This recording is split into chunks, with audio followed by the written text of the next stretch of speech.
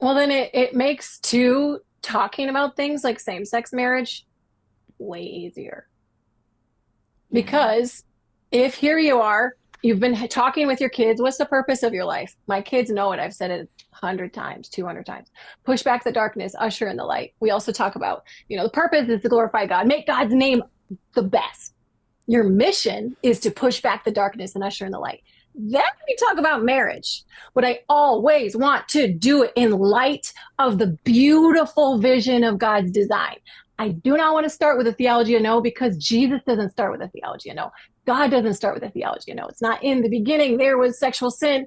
In the beginning it was good. So here I am. Here's your purpose. Here's what marriage is. So at 3 years old, there is my daughter. I am cleaning the bathroom and she's looking at a search and find that has zero things to do with LGBT anything. She looks up from her book and she says, Mom, can two girls get married to each other? And I'm like, what? Is this when I start talking about Wasn't same-sex expecting marriage? this at At three? 3. Yeah. Right.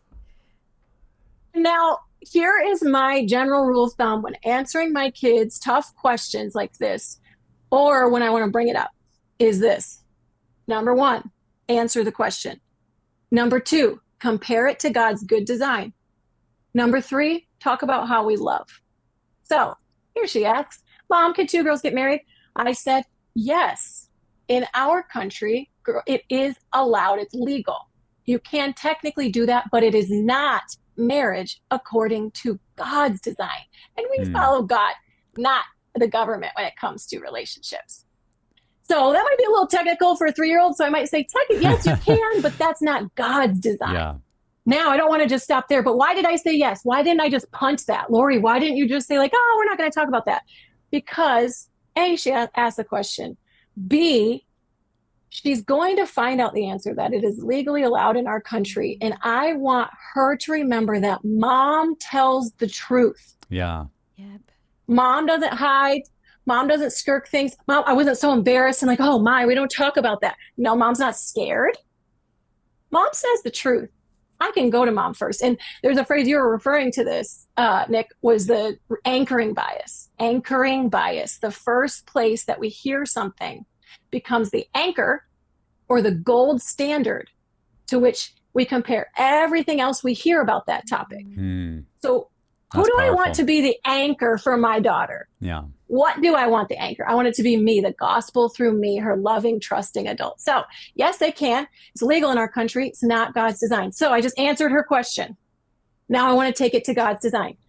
But it's not God's design because mommies and daddies, they're different, aren't they? Yeah, they are. What's daddy like? I might ask her and she'll like tell me some things about dad. What's mommy like? He's like this. And I say, you know what?